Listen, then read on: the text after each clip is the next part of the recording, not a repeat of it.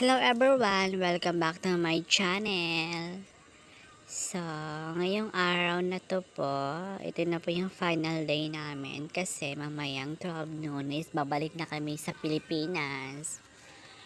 Ito po ang lugar ng aming kinilalagyan sa ngayon.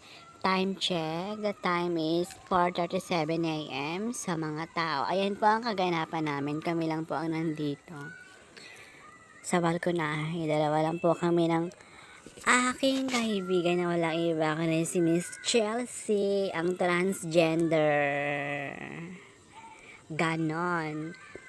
Ang transgender na lang hindi nang lalaban, ngunit palaban. Ang laging pinipilahan kahit hindi ganon kasarapan. Ang kanyang kipay, Chares. Ito po yung aming cabin. Ayan po. Then, doon po yung CR namin sa labas. Yung mga nakikita niyo pong damit dyan is ayan po yung mga damit na ginamit namin. Naligo kami. So, kailangan lang matuyo para pag umuwi kami, mabitbit namin sila ng maayos. Ayan po.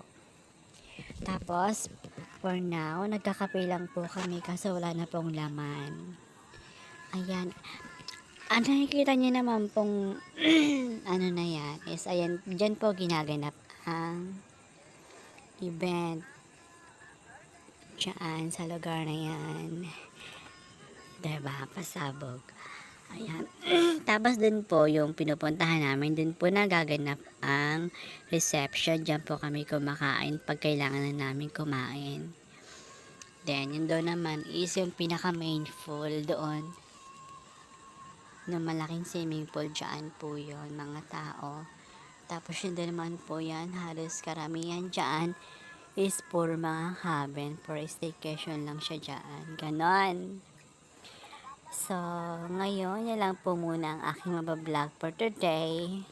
See ya, bye-bye, laban mga tao. Miss Chelsea, magpaalam ka na.